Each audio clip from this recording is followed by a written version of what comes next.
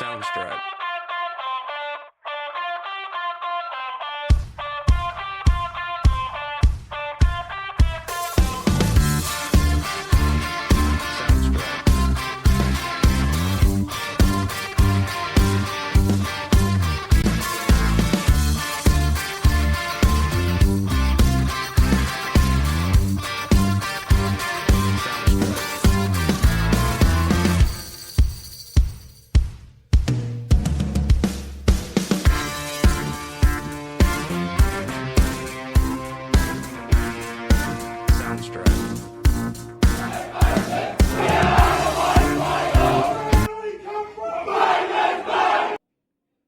Alright, we good? Alright. Let's go. 3. Hello, welcome to Hawk Talk, the show where we keep you up to date with everything that's going on around the Batemans Bay Football Club. I'm your host, Joel Erickson. Across the table from me is your co-host, Mick Kenny. And this week, our special guest is probably going to contribute to the loosest episode we've had so far. It's Mr. 8 goals against Woden himself, Billy Alves. How are you, Bill? Yeah, good. Thanks, Joey. How you going? Yeah, good. You should have seen the grin on his face as soon as I mentioned that. He loved that one. Mick, how are you? Good, mate. Very good. Good. Hey, another big week for the club. We're getting into the very pointy end of the season now. There's just the one regular season game left, 2 rounds. That is because the Seahawks have a bye this coming weekend, but we'll get into that a little bit later. Let's talk results from the weekend. So we'll start with the girls. Tough game for them, and probably one that they needed after a few weeks of some really big wins. So they won this one 2-5-17. Malonglo kicked the single behind.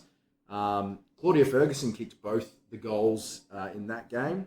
The best for the girls on the weekend, Taya Hancock, Gabby Johnson, and Bray Reid. Yeah, look, I rocked up to the Oval probably just after half time, and I remember looking at the scoreboard, and I think the score was 11-1 or something like that, and I was going, what's going on? I'm used to the girls being, well above 60, 70, 80 points at that stage, but it was a really hard fought game from what I could see. Yeah, definitely, mate. I was a bit the same. I only got the second half, but what I saw of it, it's a really tough tussle, and I think, like you mentioned, it's probably a game that the girls needed going into the pointy end of the season and finals footy. So coming off a couple of sort of easy wins against Adfa and Ainsley.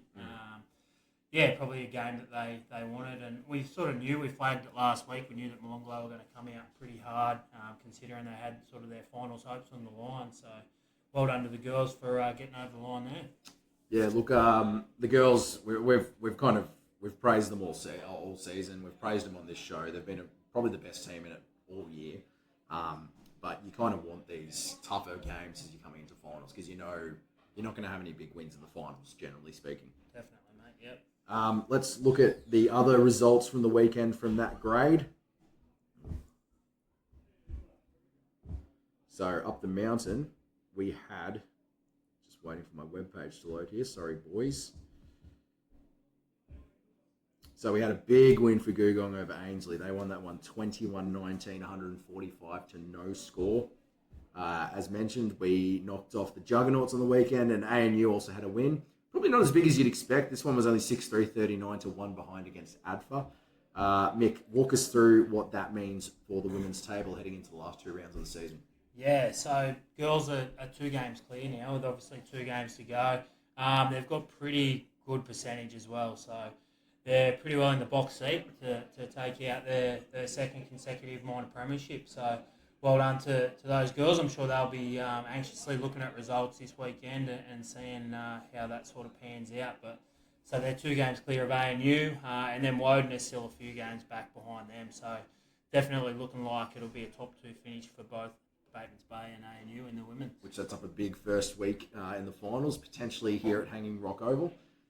Some good news out of that game as well. We did have a report. Sophie Alves, the leading goal kicker for the season, was reported for striking. She was given a reprimand, so she will not miss any football, which is great news for the girls as well. Yep. Let's go into the Rezzies. Another good win for the Rezzies.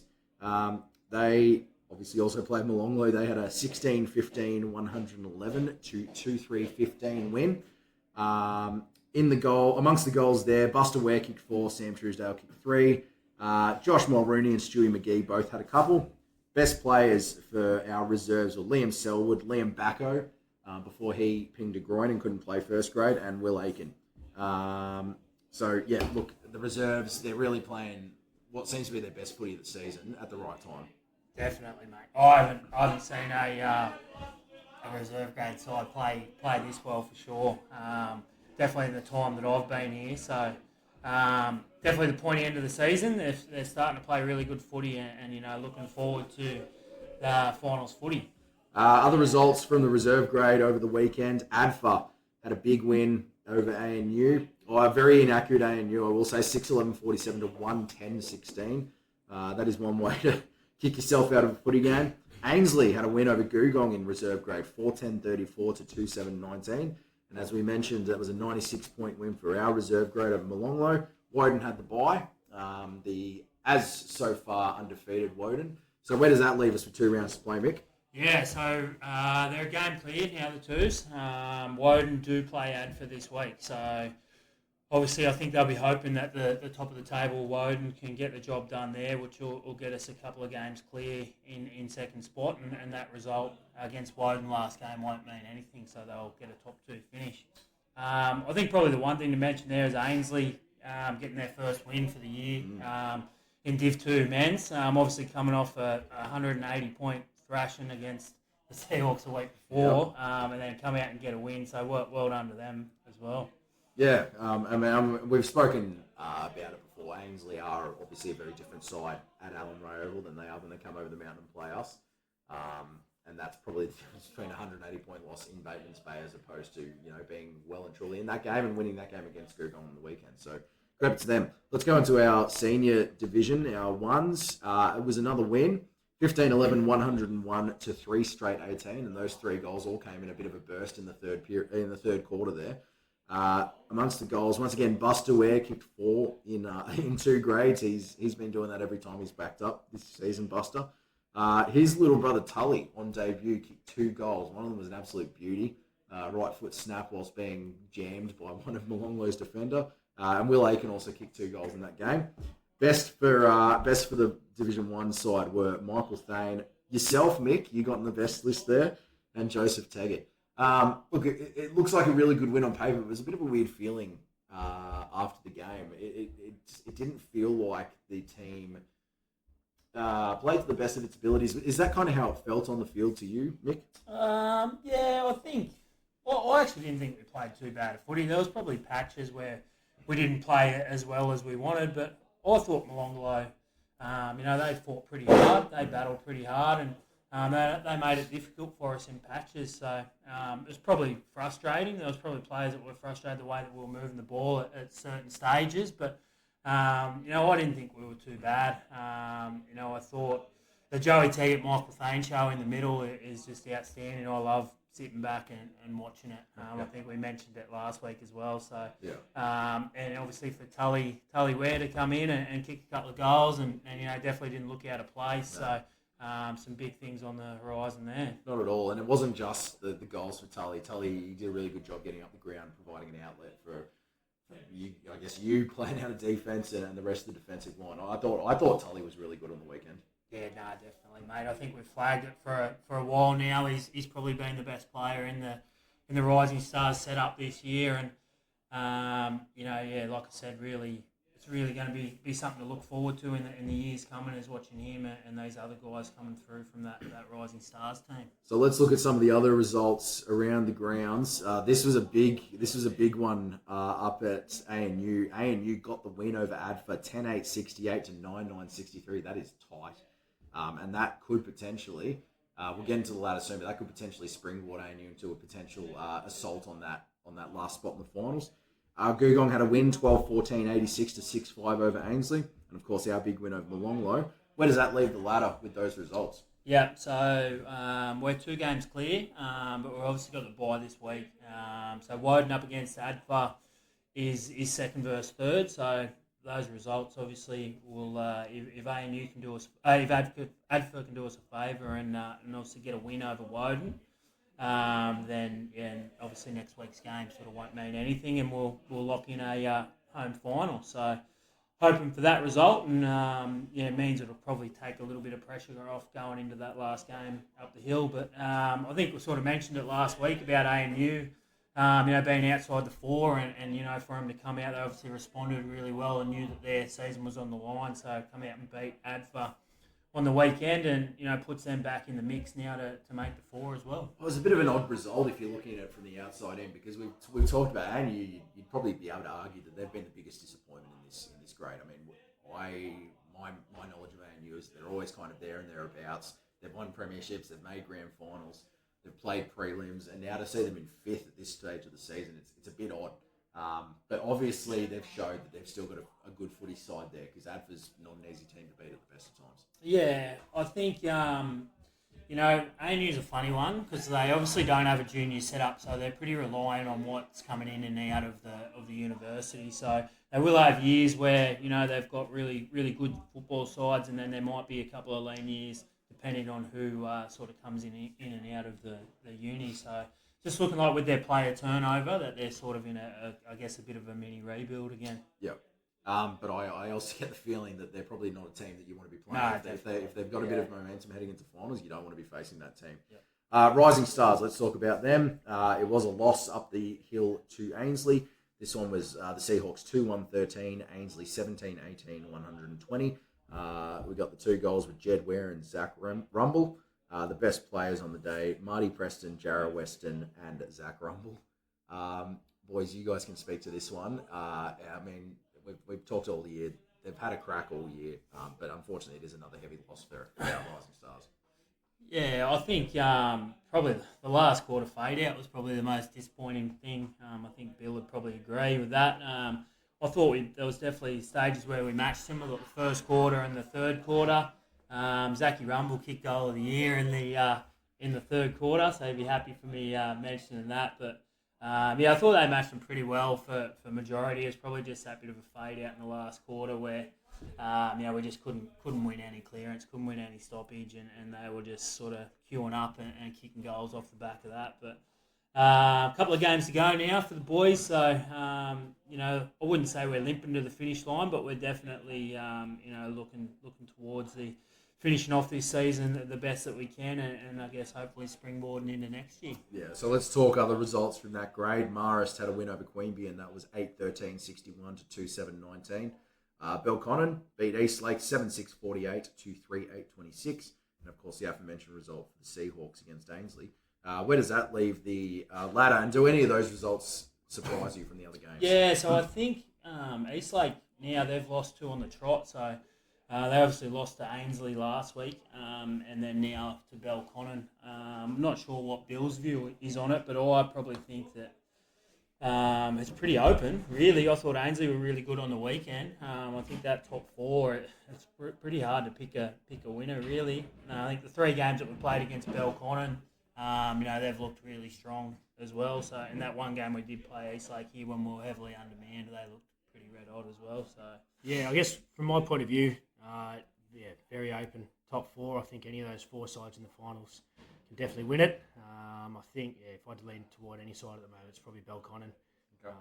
Super slick. There are a lot of gun players, a lot of gun midfielders, and obviously a lot of depth.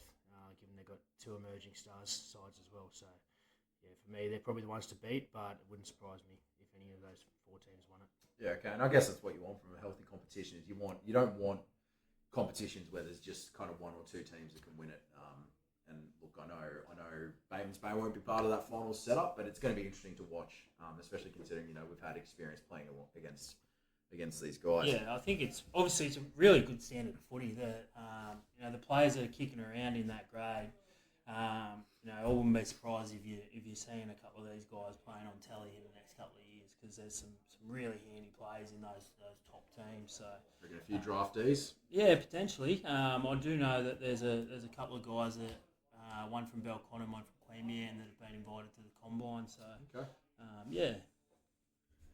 That is that speaks volumes to the quality of the competition. So let's get into the junior results. We had all grades travelling down to Eden, but we'll go through the 3 results that we've got here. So our under 11s mixed had a 10-6-66 to 1 straight 6 win over Eden. Under 13s mixed 9-6-60 to 1 behind. And our under 16s girls unfortunately did have a loss. That one was 1-4-10 to 6-7-43. Let's go through the best players from each of the grades. Our under 9s mixed, it's Arlo Carroll, Daniel Sullivan, and Michael Sullivan. Under 11s mixed, Jack Carroll, Nate Marr, and Isabella Fleming. Under 13s mixed, Liam Triffett, Xavier Locke, and Matthew Shoulders. Our under 15s boys had a bye, so no best players for them this weekend. The 16s girls, Summer Walker, Georgia Lovegrove, and Paige LaPlaw. And the under 17s boys also had a bye, so no best players from them.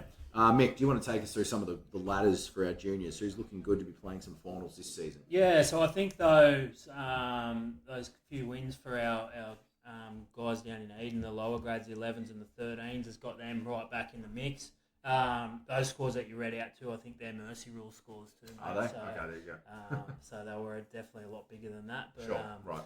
But yeah, obviously well done to those guys that going. It's a long trip to go down there to Eden. We know that. I think to go and get to Eden at 9 o'clock in the morning, it's a tough ask. So that's junior footy, but well done to those guys. So we've got the under 11s. They're in third spot now. They've got the bye this week with Narooma not having 11, so they'll most likely stay in that third spot.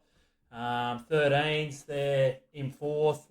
They can't get knocked out of that fourth position, so they're obviously playing finals footy. Yep. Obviously, we spoke about the 15 side a few times this year. They're on top of the ladder.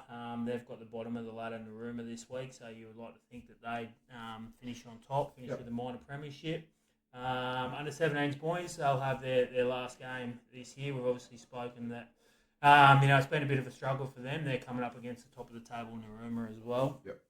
And then the girls have got they've got a bye this week as well, but they will finish in the 4, so they'll finish in fourth spot and they'll play finals footy. Good on them. Bit of finals experience never hurt anyone. Hey, let's a couple of other junior things that we're going to mention here as well. Our AusKick program wrapped up this week, and then we're going to be getting into a girls-only AusKick, which will start on Tuesday, the 13th of August from 4 p.m. to 5 p.m. That's available to any girl age between 5 and 12. Registration is still open for that. If you need to register your daughter or you want more information, get in touch with this man across from across from me at the table here. I won't read his number out on the podcast, but it is in the newsletter. So, if you've got a girl who's bursting at the seams to get involved with footy, perfect opportunity to get them started in AusKick. Hey, let's look forward to this weekend. Obviously, bye weekend for our senior grades, but our under 18s do have a game. You guys will be taking on.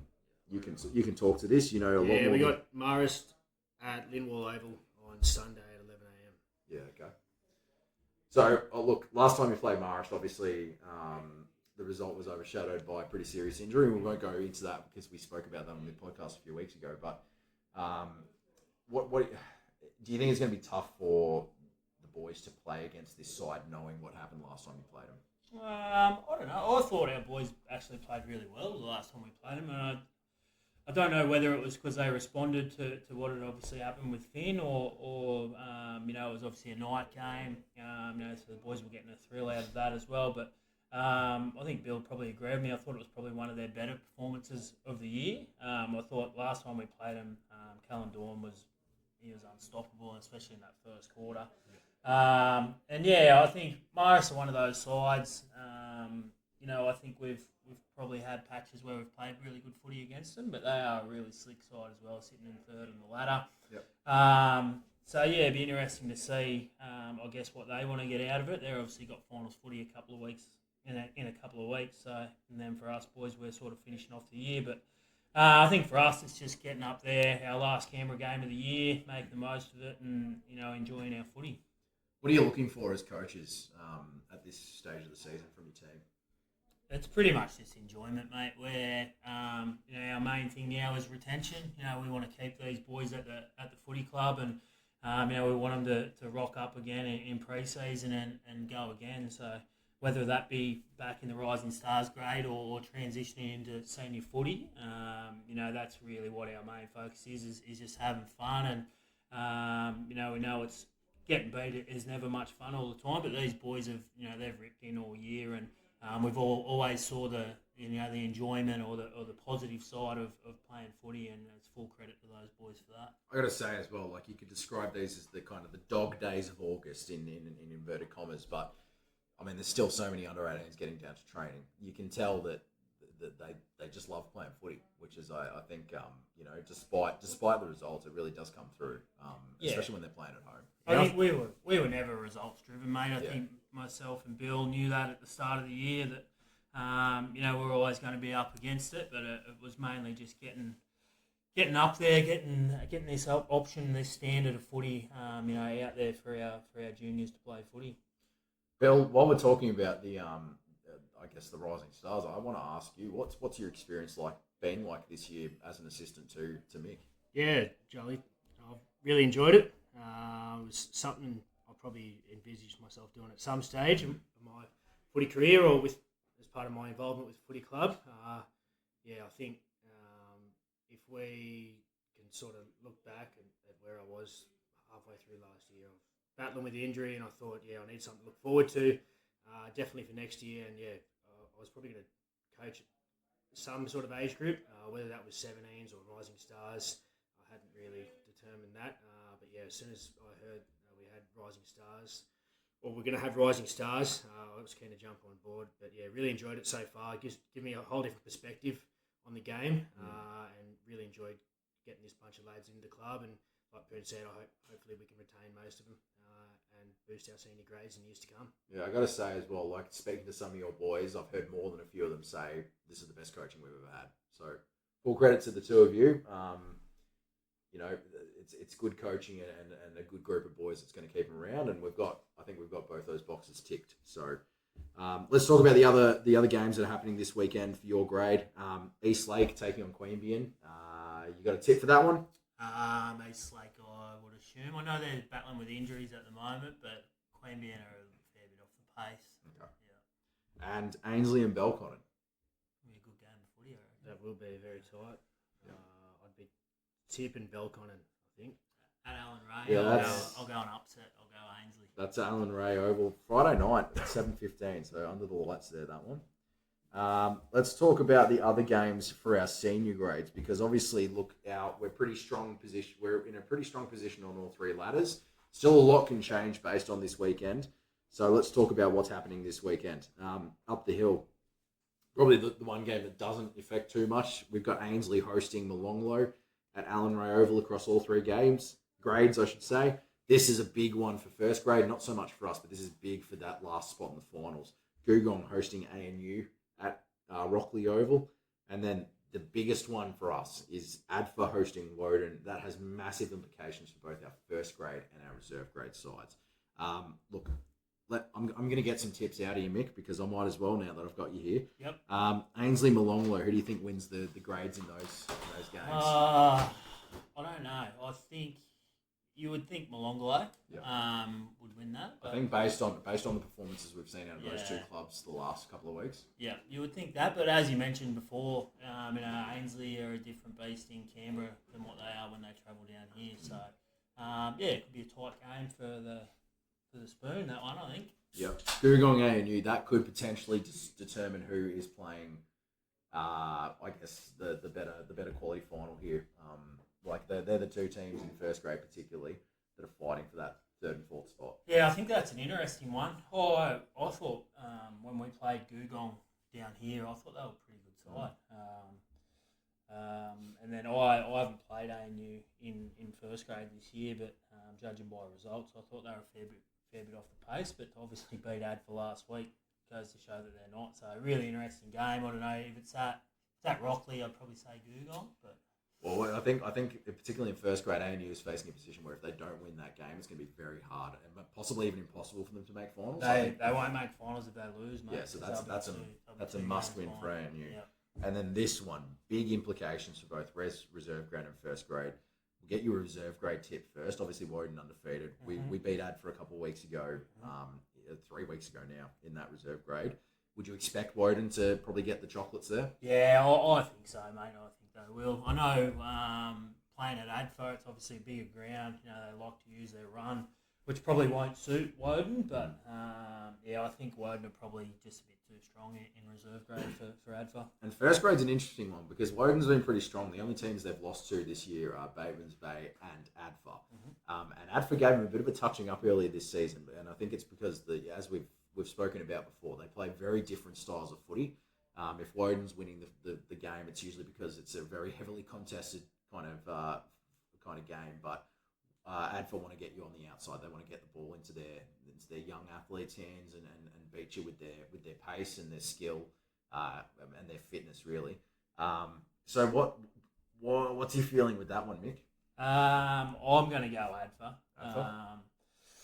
I just think playing at ADFA as well. If they can get the game on their terms, I think they showed it when they played Woden earlier in the year. They won quite easily, and I think that if the game's on ADFA's terms, they will run rings around Woden. But in saying that, if Woden can get the game on their terms and it's really contested, they're a hard team to beat when it's like that. If Zachy Shiva is dominating the ruck and giving their midfielders first touch, they're a hard side to beat as well. So. It's a very intriguing game, and what a time of the year to be having it. Like that will shape who potentially finishes second. Because if ADFA beat Woden and Woden then has to play us in the last round, they could easily have that second spot pinched off them. So some big games this weekend coming up in all three grades. Just on that as well, obviously got club championship. I know we don't mention it too much, but we've come second in the club championship the last 2 years. So we're currently 4 games clear in the club championship. We obviously don't play this week, so we'll be hoping that ADFA can steal as many games of those as we can just to make life a bit more comfortable in the last round. But it's looking like club championship will go down to the last round. Is the Seahawks ever won the club championship? No. So we've narrowly lost the last couple of years to ANU. So it'll be really interesting, that one. Okay, there you go. Even more pressure on the last round. Hey, let's mention a couple of other things that are coming up as well. So we've got our club presentation night that's happening on. Why don't you talk about that one, Mick? Because you know a lot more about that than I do. Yeah, so it's going to be a big weekend. So it's Saturday the 13th. Friday the 13th of September. We've got our Seahawks Golf Day. So there's still teams available for that. If you want to enter a team, for me and Ambrose out at one of our sponsors, the Oaks Ranch. That's on a Friday morning, and then going into presentation night on Saturday the 14th. So that'll be here at Hanging Rock, 5:30 start, and then we've got $50 a ticket. So if you want to get in on that, just send me an email and deposit in the Seahawks account, and we'll go from there. Decent little course out at Oaks Ranch. I'm not sure if you boys have played it before, but it's a bit shorter, but tiny greens and probably not. It's a bit of a challenge. Have you played out there before, Bill? I know you're a bit of a golfer. I have had a couple of rounds out there. If you miss the green, you're in trouble. Yes. It's a little mound, so you missed. You got a very tough chip, but it is quite short. So it's a couple of gettable par fours and some par fives are gettable in too as well. But it should be a good day out there at Oaks Ranch. I miss greens on normal courses, so I do not play the Oaks well, but it is fun. A fun little course if you've got a couple of hours spare. Hey, let's go into the more fun part of this. Oh, actually, no, there's one more thing we want to mention. Puna, there's still tickets left in the club raffle. So we've got tickets available for the barbecue raffle. So obviously got the 6-burner barbecue. There's $100 worth of meat from Bayside Meats, $100 seafood voucher from Pearly Oyster, and $100 from the bottle shop at the Bayview Hotel. So $5 a ticket. That's drawn at the end of the month, so Friday the 30th of August. If you want to get tickets, just come and see me or Anthony in the junior space. Otherwise, we'll have them in the canteen as well for the next couple of home games. Anything else you need to mention before we move on, Mick? No, I think we're good. No, we're good. All right. Let's get into it. Let's get into it. Hey, a bit of fun here. I'm gonna put your AFL knowledge to the test a little bit here. We're just going to go through the clubs, and what I want you to do, first of all, the first round through, is tell me what year each of these clubs won their last premiership. Now, let's start with one that's, I reckon this one could stump you a little bit. The Adelaide Crows. When did they last win a premiership? 98. Yeah, okay. 97, 98. That did not stump you at all. The Brisbane Lions. 03. Yep. Carlton. 95. Bills on fire. Collingwood. 2023. Yep. The Bombers. 2000. Yep. Fremantle. Haven't won one. Yep. Geelong. 2022. I thought this was going to be a lot harder. Sorry, this is not going to plan. The Gold Coast Suns. Haven't won one. Yep. GWS. Haven't won one. Correct. Hawthorn. 2015. Yes. Melbourne. 2021. Yep. North Melbourne. 99. Yep. Port Adelaide. 04. Yep. Richmond. 2020. Yep. St Kilda. 56. No. It's 66. It's 66. And the only reason I know that is because it's the same year that England won their own World Cup. Sydney. You know this. 2012. Yeah. West Coast. 2018. Yep. And the Bulldogs. 2016. 2016. I got a story about that one. So I went out to watch that game at the Manhattan Hotel in Ringwood. If anyone knows Melbourne, it's a lovely little buffet down there. Anyway, I went out there with my sister and brother-in-law. And before the game, I went and put a sneaky $10 on Tom Boyd to win the Norm Smith. Yep. I think he was at $101 odds, and I felt ripped off. He had the best game of his life in a grand final, and Jason Johannesson ended up getting the Norm Smith. Anyway, next round 3. These ones will be a little more challenging, I'm hoping. For each club, you're going to tell me who the last Brownlow medalist was, and for a bonus point, what year they won their Brownlow medal. Now, I will say before we go through, North Melbourne is going to be the tough one here.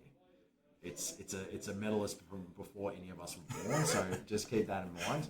But let's go through here. Adelaide, who was their last Brownlow medalist? Mark Rasciuto. Mark Rasciuto, yeah. And what year did Mark Rasciuto win? 03. Won it with Adam Goods and Nathan Buckley. This guy's too good. All right, Brisbane. Lockie Neal. Yeah. And the year, just for the... Last year. Last year, yep. Carlton. Paddy Cripps. Yeah. In? 22. Yes. Collingwood. Dane Swan. Yeah. What year was it? 20... Premiership year. It was not a premiership year. 2011. Yep, 2011. This one might be controversial for you, Mick, but Essendon. Jared Watson. No. James I mean, kind of, yes. Yeah, but James no. Hurd won it. Yeah, what year was that? 96. That is correct. Fremantle. 5. Yeah, what year was his last one? He won 2. Won one in 2015, and he won one in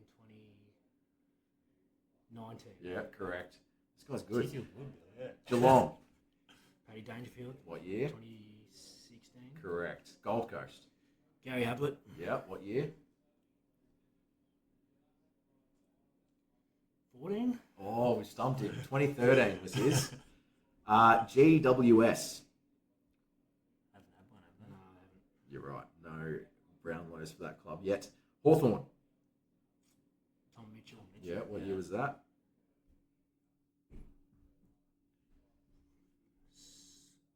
18. Yeah, good one.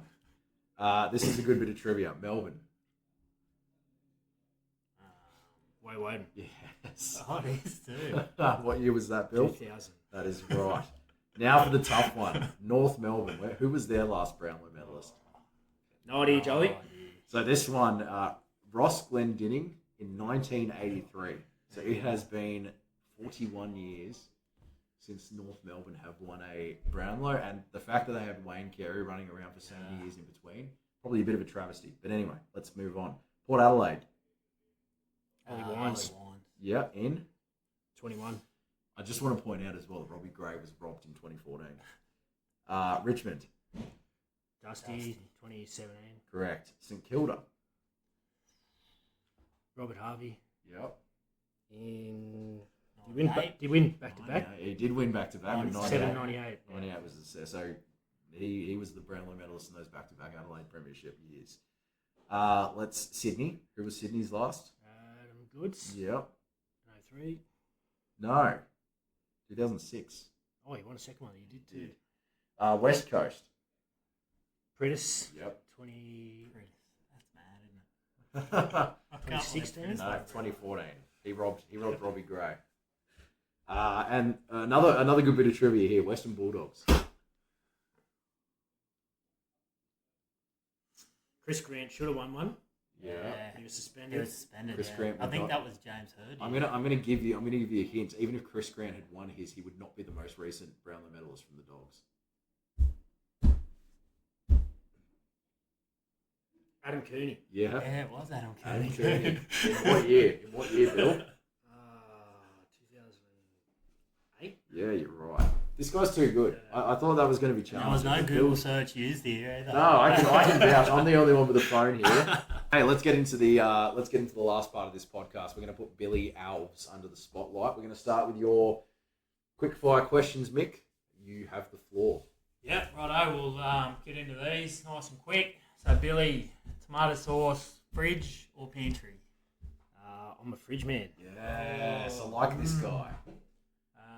Chicken palmy or chicken parma? Palmy. Yeah, yep, of course. Go to karaoke song. Probably go with I Miss You by Blink-182. Oh, that's a good one. Jared's karaoke song last week incorporated you in it. Yeah, into no, it. forget him. I'm surprised. I thought you might have gone with Girls Just Want to Have Fun. Bit of Cindy Lauper. A little Blink-182 is good. Favourite AFL player of all time? Lance Franklin.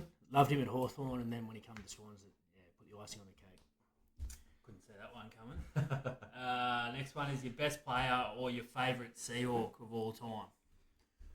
Best player or best Seahawk that I've played with, definitely Sean Green. Favourite Seahawk would be Luke Dudley. Dudley. He's a good man, Duds. And if you could go out for dinner with any three people in the world, who would they be? I'd have Shane Warne, if he was alive. Yeah. Rest in peace. John Daly. Exactly. We've got some elite sportsmen here. Yeah. You. Drinkers and gamblers. I better get someone sensible in there. We got Lance Franklin. Sensible. Wow. I like I think that might even be looser than Shane Blackers. Warne, John Daly, and Billy Alves. We'll play golf the next morning too. That would be a good trio, eh? Oh man, I don't think you'd remember much of the night, Bill. Just got a feeling. Hey, one from me as well. What's your secret talent, Bill? Oh, no secret talents, Jolly. Stop it. Everyone has a secret talent. I'm pretty handy on the golf course. Yep. But yeah, it's What's your not handicap, a Bill? Secret. Play off 3. 3. Have you? How many rounds have you had under par? Do you reckon? No, just one. Just the one? Yeah, just one. That's one more than most people will have in their entire life. I was so- playing with Jared actually Oh, there you go. on a Tuesday, day off work. that is a good reason to have a day off work, getting under par for the first time in your life. Hey, Bill, let's tell us first of all when you started with the club, and kind of how where you've played, the kind of roles you've had at the club. Basically, what have you done here at the Batemans Bay Seahawks? Yeah, so I started at the club in one of the first Auskick programs. I think it would have been late 90s or early 2000s. Yep. Played all my junior footy here till about, must have been about under 12s. Then I sort of drifted away for a little bit, played a bit of soccer, a fair bit of golf, a bit of cricket, rugby union, and then come back here in 2010 and played under 17s. I guess after that, I played a little bit of the season here in 2011, but then got a transfer and went and played Rising Stars for Tuggeranong in 2011. Moved to Canberra and played for Ainsley in 2012, and then come back down the coast and joined up with the Seahawks again in 2013. So you would have been 18, 19 at this? Yeah, 2013 would have been 19 that year. But since then, obviously, been a pretty regular member of the senior side up until this year. Yep. Sort of in terms of, I guess, I've been part of the leadership group several years on and off. Vice captain for a couple of years, me and Visser. Vice captain premiership year. Yeah, was premiership year. I think me and Vis got a couple chances to skipper. I think one of those was that fateful day against Woden. Which we'll get into. I guess been a leader at the club for 6 or 7 years now. I was a committee member, senior coordinator for a few years, 17 to 19, I think. So yeah, had a fair crack at most stuff, and obviously, joined Poon and in that assistant coach role with the Rising Stars this year, which I'm really enjoying. It's a bit of a transition for you, obviously. I mean, you've mentioned that you were pretty much a stalwart in the senior team for a lot of years. Are you missing playing this year? Yeah, 100%. If I was still able, I still would be. But still loving being down here at training Tuesday, Thursday, helping the Rising Stars out, and even the senior group still help out a fair bit as well. Probably haven't been able to watch as much footy or as much of the senior grades as I would have liked to this year. Been playing golf on Saturday mornings, but yeah, definitely miss it. Might have another crack in a couple of years. See if these knees come good. Yeah, so it is your knees. So tell me how long have the knees been an issue for you, Bill, and when did you start noticing that they were kind of getting in the way of you playing your best footy? Yeah, it's been on and off. Even when I was young, I remember probably when I was about 10 years old, I had issues with this same thing I'm battling now, tendonitis. Yeah. It'd flare up most footy seasons towards the back at the end of the year, but then a pre-season off, and it always sort of dulled down. And then 2023, I was sort of really, 2022, I was really sore at the end of the year. And then I didn't do any pre-Christmas training that year just due to soreness. Come back in January or February in 23, and from the day of one of pre-season, I was battling hard. Yeah, okay. And then, I guess I had another couple of injuries last year, and by the time I got to the middle of the year, I pretty much had enough, but I thought I'll keep battling on. I thought I still had something to offer the senior side, sort of play my role as that sort of tall bench rotation, got lucky enough to jag a premiership out of it, which was awesome. But I have been dragged back on the field a couple of times this year against me will. I do want to point out that Bill played one of our pre-season games against a first-grade Sydney team, and not only did he play, he kicked a goal. But one of my favourite memories from that game was trying to rotate Bill on in the third quarter. He got about 10 metres on the field, and then he just turned around and went, "Nah, I'm done." But look, more seriously, Bill, you're only 30, correct? Yeah, that's right. So, I mean, it must really frustrate you, because 30 is not old. 30 is not old, even in football terms at this kind of level. I mean, you're watching guys like Poon, who's going around in his 50s. How old are you, Poon? Just set the record straight. 36. 36. Do you get frustrated with kind of how bad your knees have been? Oh, a little bit. It's all part of footy. There's plenty of AFL players who come to the same fate as well.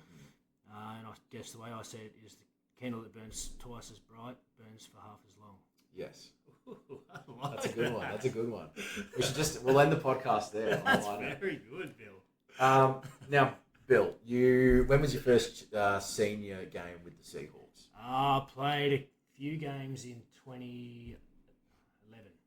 Okay, so that was when I was still on the Sapphire Coast. Yeah, I would have been, I think I was 16 or 17 at the time. Okay. And played a handful of games. I still played under 17s as well, and then sort of early in the year made the decision I was going to go play Rising Stars in Canberra. But got a few games under my belt before I headed up the hill. And now, correct me if I'm wrong, but you also played a first grade game in Canberra with Ainsley, didn't you? Yeah, played a couple. Late in the season. It was actually after our Rising Stars season had finished, and got a call up for a couple of games. One of them, I was both against Queanbeyan actually. One was the week before finals, and then the other one was a prelim final, and then I got dropped the week after. We had a few injuries. So you got a blokes returning from injury. So So you played a prelim final first grade in Canberra at the age of 18. Yeah, it's pretty impressive. Tell me, what was it that drew you back to playing for the Seahawks? Obviously, I moved back here, Yep. and I was sick of travelling to Canberra. As soon as I moved back, I knew I wanted to play for Bateman's Bay again. It was probably even the culture shift at the club between when I was here in 2011 and 2013. It was a massive culture shift. Obviously, we were going into a different competition as well. That first year was pretty hard at times. I do remember we got 200-point floggings back to back at one stage, which makes our Rising Stars results look pretty good. So I was always coming back once I moved back to the club. Yeah, I did like the irony of Bill saying that he was sick of travelling to Canberra, and he comes back and plays for a club. He's going to have to travel to Canberra the second week. And doing it during the week as well, I guess. Yeah. Now, let's talk about the elephant in the room here. There's a very famous game around the club in 2018, your premiership year. You're playing Woden. This man here kicks 8 goals. And I was going back through that season. I think he had a 4-goal game maybe 3 weeks beforehand. He might have kicked a goal in another game, but it's not like you were in like this really rich vein of kicking big bags like Ross Hummel would have been.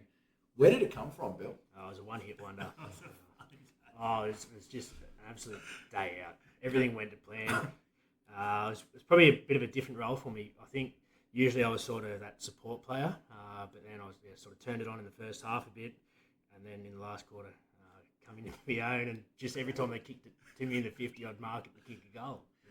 I want to say as well, like this was not a game where you feasted on a poor opposition and kicked 8 in like a big 100 and something point win. This was an 8-point win over a side that would have been seen as one of the premiership fancies at the time. Mick, were you playing in that game? I did. I actually kicked the goal that day. Did you? Yeah. Snuck up from the back. I don't know how many we kicked, but I think it was 12. I think you kicked 8 out of 12 for the day. I think I might have played a bit of forward because I recall something funny that Billy will he'll agree with me. But we obviously had a few good forwards down there. We had Roscoe and Greeny, and I remember the Woden backman going to saying that to get on Billy, and then this bloke goes, "Don't worry about him. He's effing hopeless." And then all of a sudden, Bill's just plucking him and he's kicking him from everywhere. Yeah, did you hear that comment? Yeah, I did. Probably lit a bit of a fire under me on it. And as chirpy as I like a bit of chirp jolly. It sort of added a bit of fuel for me too, so I was enjoying it.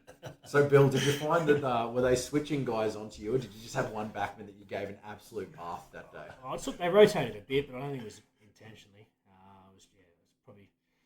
I think I had a pretty quiet third quarter, and then we might have been behind at 3/4 time. Yeah, you were in that game. Yeah. But then it was just back and forth the whole last quarter. I'd kick a goal. Kick a goal. I think you kicked 4 in the last quarter. 4 in the last quarter. But every time I'd kick a goal, they'd go to the other end and kick another one. So that made me have to kick another one. Yeah. And I think there was a pretty good headline in the local paper after that game. Yeah, we were talking about that off air before. I actually didn't realise that you'd written the article. This is one of my. But yeah, what was it, Billy? It was 8 is great for Alves and the Seahawks. I mean, I feel like I described it pretty well. That's beautiful, Joel. One other funny thing about that last quarter. So, must have been the 2 or 3 weeks leading up to that game. I'd usually on a Tuesday and Thursday, I'd just be kick to kick. I wouldn't do anything special. But for about 2 or 3 weeks, I'd been going down to the goals and trying these left foot snaps, right foot snaps. And then, early in that last quarter, I was in the ruck and got one over the shoulder in the ruck contest, but I was on the boundary in the pocket on my left foot, so I thought, well, this is the time to put it into practice, and put it straight through. But just one of those funny things. Probably the only time I ever had a shot from that part of the ground, but I'd actually been practicing for 3 weeks before that. Mick, I'll ask you this, and I'm not meaning to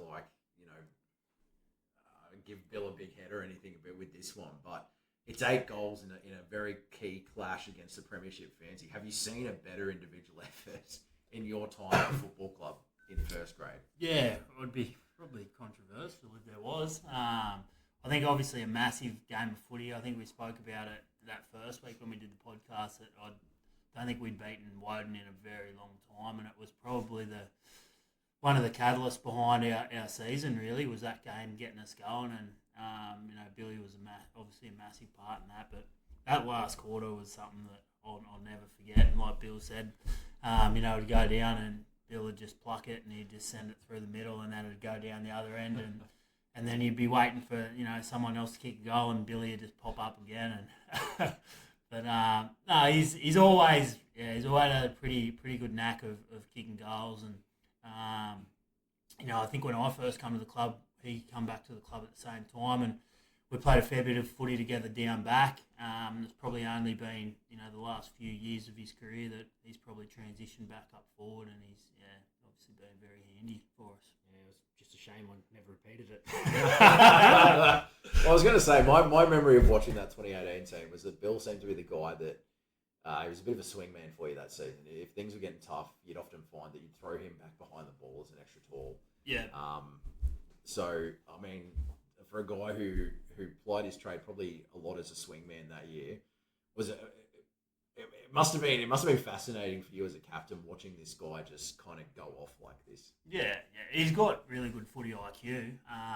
And a lot of those times that you're talking about when he was going behind the footy, that had nothing to do with me. That was Billy reading the game well, and he used to do that a lot of times. And I think there was a couple of times where he probably saved us. And I think that was probably a reason why I was interested in getting him into coaching roles and leadership roles and that as well, because he's always had really good footy IQ, and I don't think I could take the credit for a lot of those things as well. Yeah, okay. Bill, I understand you've also got one other claim to fame from that 2018 season. Do you want to tell us what that is?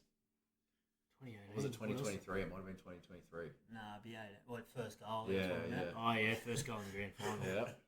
Yeah, that's about the only touch I got, I think. But yeah, that was I still reckon to this day it's the best kick of the football I've ever performed. I guess I just hit it flush. It sounded nice. Went through it face tight. But yeah, it was just one small moment in obviously a very big day for us. But yeah, we sort of run away with it from there. Was that the first goal of the game? Yeah.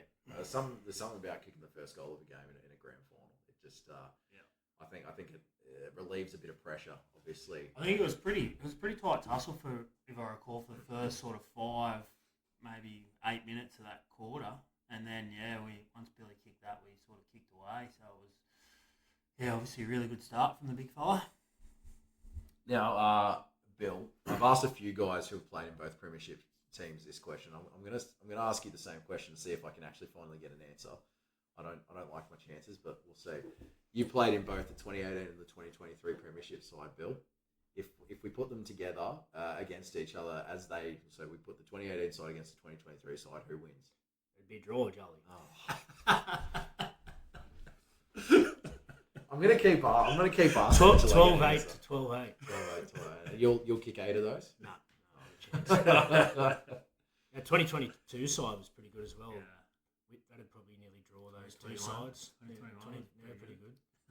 We've had some good sides. I will say. Like I've never covered the Seahawks as a even an ordinary team. You've always kind of been up and about. I think my first, actually this is a bit of a tidbit. I think my first story that I ever did with the Bay Post was a wrap up of your maybe a loss you took in the finals in 2017. That was the first story I ever did with the paper. So yeah, maybe that's why I had such an affinity for this club. I was like, oh yeah, I know these guys. This was my first story, and now they're winning premierships, and it's all good. Bill, let's take the 8-goal game out of the equation here. What's your favourite memory as a Batemans Bay Seahawk? Yeah, I don't know. I had a bit of a think about this during the week. I don't think I can really define any moment. It's been a lot of fun times on footy trips and Mad Mondays that I've really enjoyed. I think looking back to the early days in 2015, we obviously dropped back to having one grade. Times were tough, but it was 22 blokes that were just keen to get into it and get up the hill every week, and we had so much fun that footy season. Although we didn't make play finals or anything, but we just battled away, and I think that's probably what made that 2018 side and that premiership so special, was that core group of lads we had in 2015. It sort of all carried through, or a lot of them had anyway.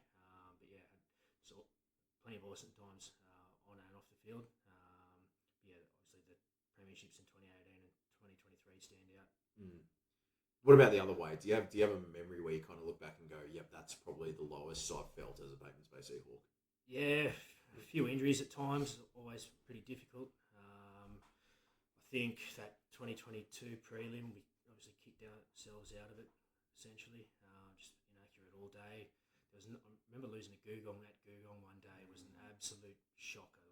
I don't know if they'd won a game to that point. We were in the sniff for finals. We still played finals that year. But yeah, there was a very sort of, unexpected loss that day. It was probably one of the lowest I can remember during a season. Yeah, okay. That 22 prelim, unfortunately, is quite a common answer.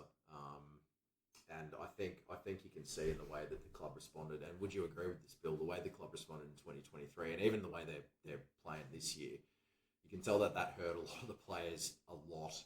And it's probably a feeling they don't want to experience again, would be my guess. Yeah, it didn't hurt us much in the early rounds of 2023. 1-3 to start the year, but obviously, yeah, bit of wake up call after that, and played some really good footy the whole way through 2023. After that, I think we only lost one game, and obviously only the one loss for the senior lads this year. So there's only 2 game and probably a 20-odd game stretch. Probably the best footy the club's ever played, especially in AFL. In saying that though, we did embrace it last year. I had a big sign that was on the door and it said redemption. And we obviously had that sign with us on grand final day as well, and that was the sort of fuel to the fire. I think we obviously we still bring it up now as if it was a low point, but I think it was definitely one of those things that, like you mentioned, Jolie, that was probably that really got us going and made us hungry for what was to come. Well, it's a bit of a sporting cliche as well that you got to lose one to win one. Yeah. And that's across a lot of sports. You hear it all the time in the AFL. Clubs that you got to lose a prelim to make a grand final. It's just it's what you hear all the time. And I know the club had won that premiership in 2018, but there was quite a bit of turnover between that 2018 side and that 2022 side. So, look, and as Bill mentioned, the club's on a bit of a hot streak now, playing really great footy, and I think you can probably put that loss just about in the rearview mirror. And I think a premiership is probably one of the best palate cleansers to a loss like that. Bill, I did have another. Oh, yep. Here's my next question, and I'm going to ask Mick the same question. So I'm sorry if I start a war here, but Bill, where do you think you play your best footy? Wherever the coach picks me. Probably, yeah. I think as my body has probably deteriorated, forward was a better fit. Back when I was first playing senior footy, I played a lot of good footy down back. Really relished that role. I used to love attacking from a centre half back position as well. Probably I was still kicking 5 or 60 goals a year when I was playing down there. I used to love kicking them from 50 on the run. But yeah, 2 different roles. I'd probably say my best footy was played when I was a defender. Okay. But obviously it was always about. My versatility was probably my best asset. I could play at either end of the ground, and in both those premiership years, obviously I fit in up forward. But I guess probably defence would be the answer. Mick, I'll ask you the same question. Where did you see Bill playing his best footy? I don't know. Obviously, I used him all over the place. I think there was a game where I played him on the wing here against Gugong, where I think he might have kicked a couple of goals, didn't you? I played him in the ruck one day here against ANU, and it's probably one of the better games I've ever seen him play. And then, like I said, when I first came to the club, we spent a hell of a lot of time. I think I was fullback, and he was centre half back for probably a 4 or 5 year period. But I don't know. I feel like I mentioned before, he's got a really good footy IQ. He reads the game really well, and that's probably an asset to and a reason why that you can play him in any position. As for best footy, I don't know. I've seen him play cracking games forward, and I've seen him play really good games back. I obviously mentioned kicking goals.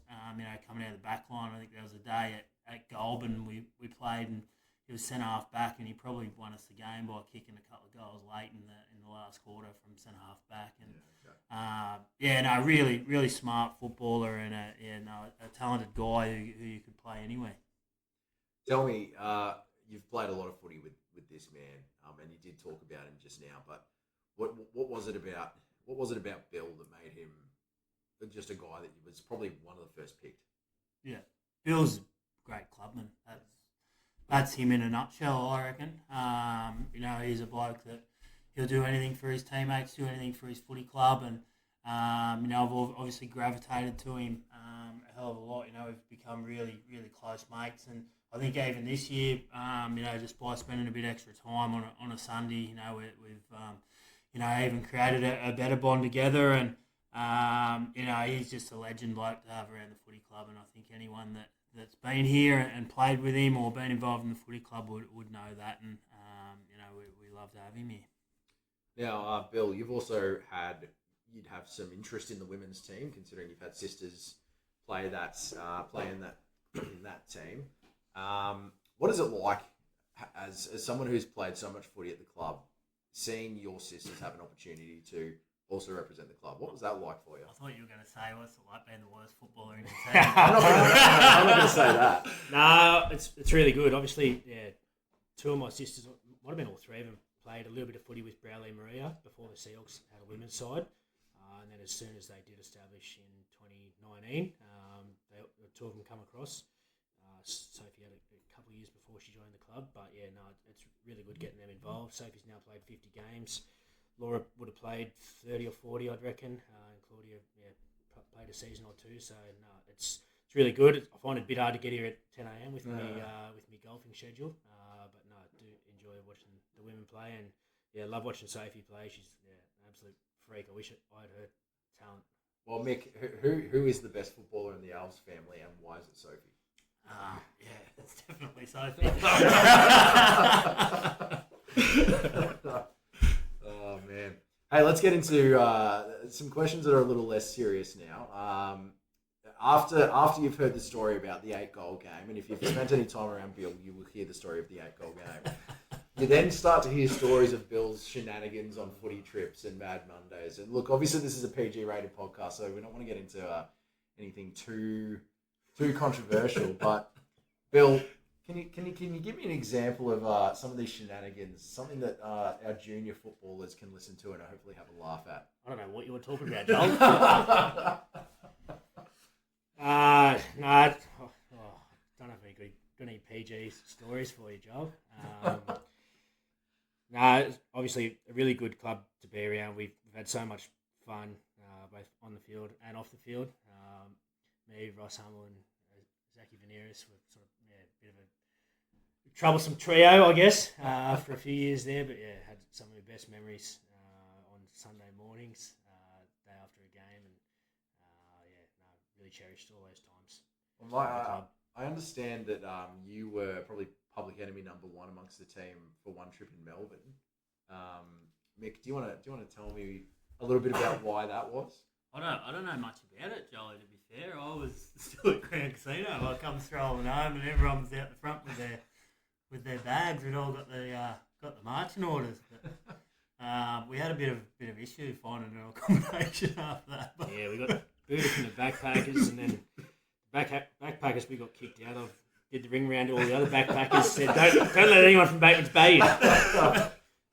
Bill, are you willing to incriminate yourself here and tell us why how you managed to get yourself kicked out of the backpackers? Yeah, just carrying on a bit when I got home. Couldn't get into my room to go to sleep, and I forced my way into the room. Oh, so you had good intentions. You were actually willing to hit the hay for the night. That seems unfair to me. Yeah, no, I was keen to hit the hay. Oh man! On that note, we won't. I feel like that is about as PG as we can keep that segment. Bill, you've played a lot of football with Mick. You've been coached by him. You're now coaching alongside him. What is it about? I guess what have you found so valuable about having Mick as part of your footballing career? Yeah, so obviously me and Pern have played, alongside each other since 2013. A lot of those early years were as defenders. I think, that first year I come to the club, he was just such a reliable fullback. Probably the best fullback in the comp at the time. And I think that's probably one of his best assets. Just knowing you're going to give him a job, he's going to get the job done every single time. Very smart footballer, and probably some credit to him. He's still running around at 36, which is something obviously I dream of. But to be running around at 36, you lose your pace, you probably lose that bit of fitness. So it's all your footy IQ that keeps you in contests. But he's probably playing some of the better footy over the last few weeks of what he has in the last few years, I'd say. I mean, he's forced his way back into the first grade side, and he's not losing his spot anytime soon. I can tell you that much. Yeah, he's going really well. And then as a coach, he's developed massively from that first year. He's been such a great people person. That was probably one of his biggest assets initially. Everyone wanted to be around him and play for him. Everyone wanted to be involved with the club. He'd send you a message, and you're going to get a good response. And then I'd say progressively he's just obviously become. I think he's coach of the year 2 or 3 times in a row. grade in Canberra. Awesome footy IQ, knows how to get the best out of his players. Everyone's different, and he obviously adapts to that really, really well. Just in terms of getting a side together, we've got blokes from Canberra that have played 100 games now. Probably a massive credit to Poon. I don't think those blokes play for us. Poon's little brother. It was through Jimmy Kennedy. He was the recruitment scout. We've had blokes both. In 2018, we had a few blokes from Wollongong who were travelling down just to come play for Bateman's Bay. Obviously, it's time and money that it's costing them. To want to play for Poon and play for the Bateman's Bay Seahawks, with everything that Poon had sort of put into the club to get them to where we are, it's massive credit to him. Now, Bill, you've made some jokes this season about being on LTIR for the long-term injured reserve, for those who don't know sports jargon like I do, for the club. But I've also heard rumours that next year you're going to be taking a trip around Australia in your caravan. My question is there a chance that we see the big return of Billy Alves in the first grade Seahawks side, or even the reserve grade side in 2026? Yeah, we'll see how I go. Obviously, injuries depending. These are pretty chronic at the moment, but I'd love to have another run round with the boys. I think I'm probably 4 or 5 games off playing 150. So if I can average one a year over the next 4 years, I should get there eventually. And I think, probably playing in the Masters games in Bali is something I'd like to do in 3 or 4 years. So hopefully the body comes good. Now all I'm picturing is like a 78-year-old Bill Alves finally getting to 150, and then ABC writing a story about it. Hey, look, thanks, Bill. That was a good one. Thanks, Mick, as always. Well done. You were good. You were good, Bill. Cheers, Jolie. Thanks, mate. Enjoyed it. We'll see you next week. Go the Hawkies. Yes.